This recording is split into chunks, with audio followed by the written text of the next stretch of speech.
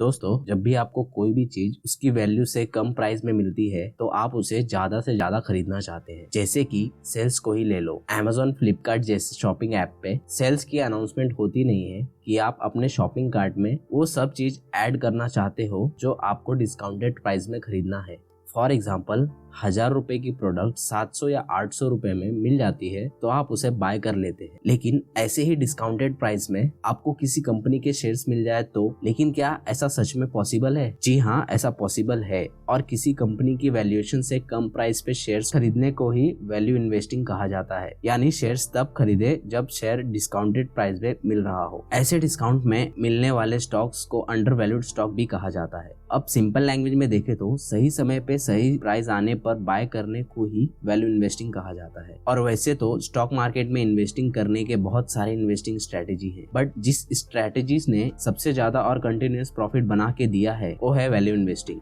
Investing के God Warren Buffett भी value investing को इन्वेस्टिंग करने का सबसे बेस्ट स्ट्रेटेजी मानते हैं। तो हम भी इस वीडियो में जानेंगे कि वैल्यू इन्वेस्टिंग क्या होती है और काम कैसे करती है value investing, and Warren Buffett के नाम से ये कॉन्सेप्ट कैसे जुड़ा हुआ है। तो आप इस वीडियो के लास्ट तक बने रहें, क्योंकि वैल्यू इन्वेस्टिंग सिर्फ एक स्ट्रेटेजी ही नहीं है बल्कि हर बड़े इन्वेस्टर्स का फॉलो किया हुआ सबसे बेस्ट तरीका भी है। तो थोड़ा बहुत वैल्यू इन्वेस्टिंग के हिस्ट्री को भी जान लेते हैं। तो इसकी शुरुआत की थी ग्रेट इन्वेस्टर बेंजामिन ग्राहम और डेविड डॉड ने। दोनों ने साल 1934 में सिक्योरिटी एनालिसिस नाम की बुक में वैल्यू इन्वेस्टिंग की स्ट्रेटेजी से स्टॉक बाय करने की एडवाइस दी थी। इसके बाद उन्होंने 1949 में द इंटेलिजेंट इन्वेस्टर बुक में इस कॉन्सेप्ट को और अच्छे से एक्सप्लेन किया। तो चलिए सबसे पहले ये समझते हैं कि मार्केट में वैल्यू इन्वेस्टिंग के कॉन्सेप्ट को किसने इतना इम्पोर्टेंट और फेम दिया है। तो ये देन वॉरेन बफेट की है। वैल्यू इन्वेस्टिंग के कॉन्सेप्ट को पॉपुलर करने में वॉरेन बफेट का बहुत बड़ा कंट्रीब्यूशन है, और इसीलिए हम स्टार्ट करते हैं उनके ही एक बहुत पॉपुलर क्वेट्स के साथ। अगर आप उन चीजों को खरीदते हैं जिनकी आपको जरूरत नहीं है तो जल्द ही आपको उन चीजों को बेचना पड़ेगा जिनकी आपको जरूरत है।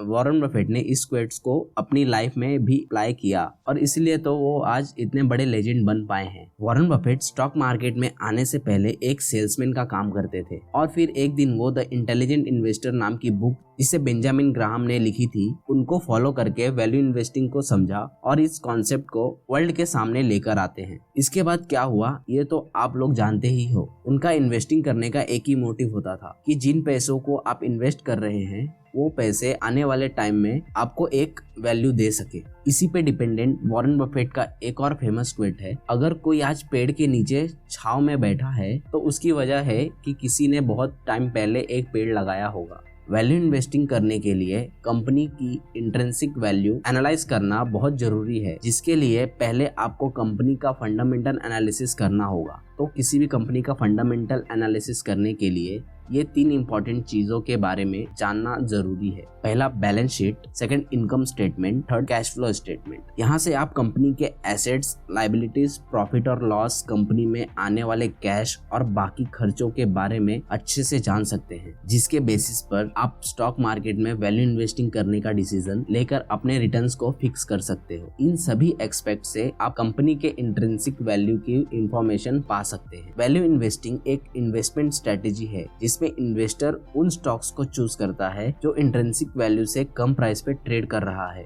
मतलब कि उन कंपनी के स्टॉक्स में इन्वेस्ट करना जिनके प्राइस उनके एक्चुअल वैल्यूएशन से कम में ट्रेड हो रहे हो। दोस्तों, वैल्यू इन्वेस्टिंग को समझने के लिए पहले हमें इसके 3 बेसिक थियरीज को समझना होगा। तो मेक श्योर इसे मिस ना करें, और यदि वीडियो पसंद आ रही है तो लाइक जरूर करें। पहला थियरी ये है कि प्राइस और वैल्यू दोनों डिफरेंट कॉन्सेप्ट होती है। वैल्यू इन्वेस्टिंग के हिसाब से हर कंपनी की एक वैल्यू होती है जिससे इंट्रिंसिक वैल्यू कहा जाता है, जो कि कंपनी की फाइनेंशियल स्ट्रेंथ और फ्यूचर ग्रोथ पे डिपेंड करता है। और हर कंपनी की स्टॉक का प्राइस मार्केट पे डिपेंड करता है, और कंपनी का स्टॉक प्राइस अपनी इंट्रिंसिक वैल्यू से कम, ज्यादा या बराबर हो सकता है। फॉर एग्जाम्पल, अगर एक कंपनी की इंट्रिंसिक वैल्यू 100 रुपए पर शेयर है तो हो सकता है कि उस कंपनी का स्टॉक प्राइस 150 रुपए या 50 रुपए हो, या 100 रुपए भी हो सकता है। वैल्यू इन्वेस्टिंग में हम किसी स्टॉक्स को तभी बाय करते हैं जब उसकी स्टॉक प्राइस उसकी इंट्रिंसिक वैल्यू से कम हो। दूसरी थियरी ये है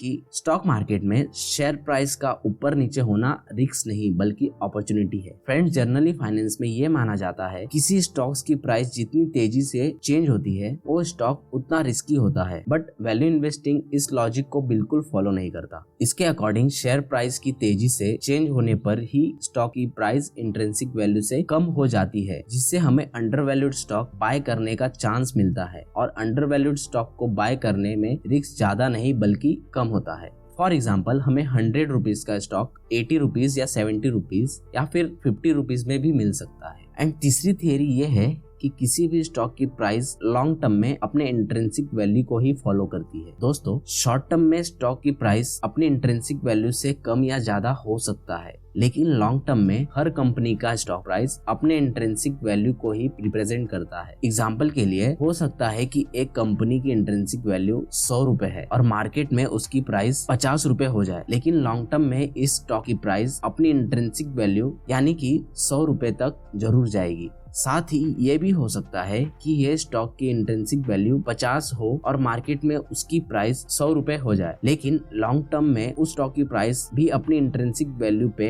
यानी 50 रुपए पे आ जाएगी। तो दोस्तों, स्टॉक की प्राइस लंबे समय में अपनी इंट्रिंसिक वैल्यू से ना ज्यादा रहती है ना ही कम, बल्कि हर स्टॉक की प्राइस अपने इंट्रिंसिक वैल्यू के ऊपर नीचे मूव करती रहती है। दोस्तों, वैल्यू इन्वेस्टिंग इन्हीं 3 थियोरीज पे काम करती है और इसी स्ट्रेटेजी को फॉलो करके दुनिया के सबसे बड़े इन्वेस्टर जैसे Warren Buffett, Howard marks, India के रामदेव अग्रवाल और राधा कृष्ण दमानी लगातार हजारों करोड़ों रुपए बनाए हैं। लेकिन वॉरेन बफेट कहते हैं value investing is simple but not easy. मतलब वैल्यू इन्वेस्टिंग एक सिंपल इन्वेस्टमेंट स्ट्रेटेजी तो है, बट इसको फॉलो करना आसान नहीं है। वैल्यू इन्वेस्टिंग में अंडर वैल्यूड स्टॉक को बाय करना होता है और कोई स्टॉक अंडर वैल्यूड तब होता है जब मार्केट में ज्यादा से ज्यादा लोग उसे सेल कर रहे होते हैं। ऐसे में हमें उस स्टॉक को सबसे अलग सोचकर बाय करना होता है, जो कि एक बहुत मुश्किल स्टेप होता है, बट यही एक स्टेप सक्सेसफुल इन्वेस्टर को अलग करता है बाकी सबसे। दोस्तों, वैल्यू इन्वेस्टिंग वर्ल्ड की बेस्ट सक्सेसफुल इन्वेस्टिंग स्ट्रेटेजी है और अगर हमने इसे ठीक से सीख जाए तो हम भी स्टॉक मार्केट में एक अच्छा इन्वेस्टर बन सकते हैं। और इन्वेस्टिंग में सफल होने के लिए 4 बातों का ध्यान रखना जरूरी है: hard work, discipline, courage and patience. First, hard work. हमने देखा कि वैल्यू इन्वेस्टिंग में हम स्टॉक्स को तभी बाय करते हैं जब उसका स्टॉक प्राइस अपनी इंट्रिंसिक वैल्यू से कम होता है। लेकिन कैसे पता चलेगा कि किसी भी स्टॉक की सही वैल्यू क्या होगी? ऐसे कौन से एस्पेक्ट्स हैं जिससे आप कंपनी की वैल्यूएशन का पता कर सकते हैं और लो प्राइस में इन्वेस्ट कर अपने रिटर्न्स और प्रॉफिट्स को बढ़ा सकते हैं? तो इसका जवाब है किसी भी स्टॉक की इंट्रिंसिक वैल्यू को हमें खुद कैलकुलेट करना होता है, जिसके लिए बहुत सारे मेथड्स होते हैं, जैसे कि book value method, relative value method, dividend discount method, discounted cash flow method and और भी बहुत सारे। अगर अभी तक आपने लाइक नहीं किया तो मेक श्योर लाइक जरूर करें। अब सेकेंड, डिसिप्लिन। दोस्तों, जब हम बहुत सारे स्टॉक की इंट्रिंसिक वैल्यू को कैलकुलेट कर लेंगे तब हमें डिसिप्लिन रखकर उन स्टॉक को बाय करना है जो अंडर वैल्यूड है, यानी कि स्टॉक प्राइस अपनी इंट्रिंसिक वैल्यू से कम है। यहाँ ज्यादातर इन्वेस्टर अंडर वैल्यूड स्टॉक ना मिलने पर अपने डिसिप्लिन को खो देते हैं और ओवर वैल्यूड स्टॉक को खरीद लेते हैं, यानी ऐसे स्टॉक्स जिनके स्टॉक प्राइस उनके इंट्रिंसिक वैल्यू से ज्यादा होती है। और फिर जब ऐसे ओवर वैल्यूड स्टॉक की प्राइस नीचे आकर इंट्रिंसिक वैल्यू की बराबर हो जाती है तो उन्हें लॉस हो जाता है। हमें इस बात का डिसिप्लिन रखना होता है कि जब तक हमें अंडर वैल्यूड स्टॉक नहीं मिलेगा तब तक हम स्टॉक्स को बाय नहीं करेंगे। थर्ड, करेज। दोस्तों, जब अचानक मार्केट नीचे आता है तो बहुत सारे स्टॉक की प्राइस अपने इंट्रिंसिक वैल्यू से कम हो जाती है। इन्वेस्टर्स को उस टाइम बाय करने के लिए बहुत हिम्मत की जरूरत होती है और अगर हम भी वही कर रहे हैं जो सब करते हैं